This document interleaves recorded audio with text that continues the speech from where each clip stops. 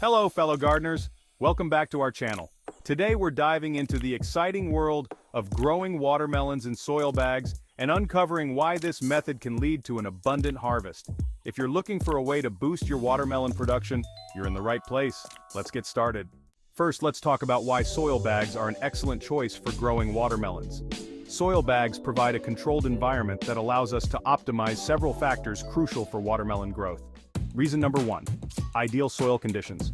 When using soil bags, we can customize the soil mix to ensure it's rich in nutrients and well-draining. Watermelons thrive in loamy soil that's slightly acidic to neutral. By using soil bags, we can create the perfect blend of soil, compost, and organic matter to meet these requirements. Reason number 2.